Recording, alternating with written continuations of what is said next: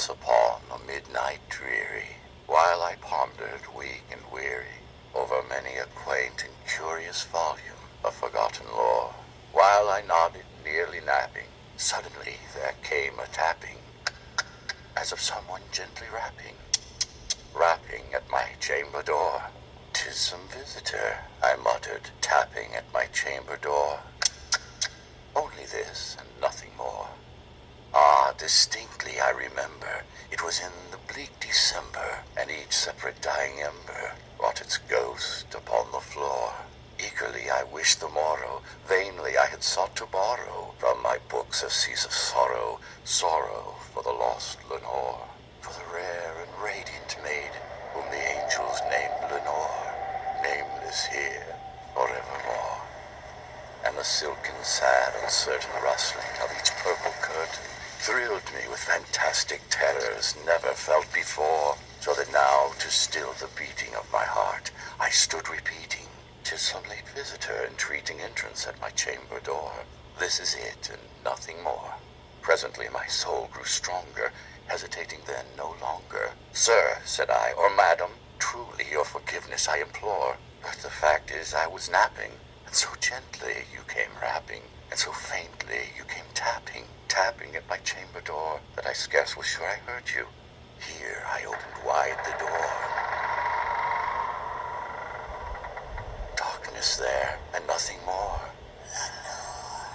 Back into the chamber turning, all my soul within me burning, soon again I heard a tapping, somewhat louder than before.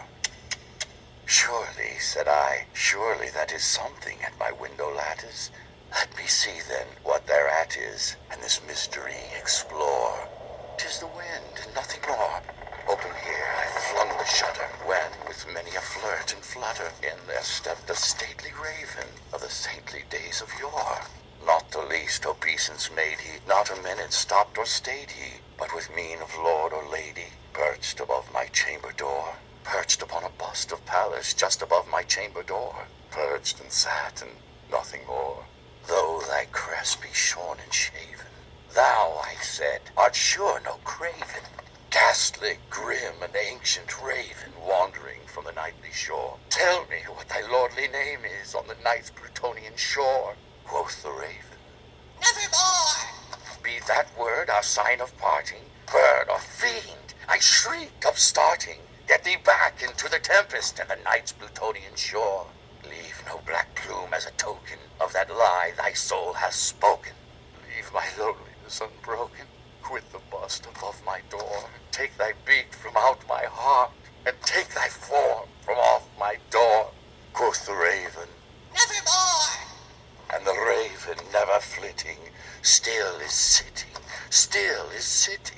on the pallid bust of Pallas just above my chamber door, and his eyes have all the seeming of a demon's that is dreaming, and the lamplight o'er him streaming throws his shadow on the floor, and my soul from out that shadow that lies floating on the floor shall be lifted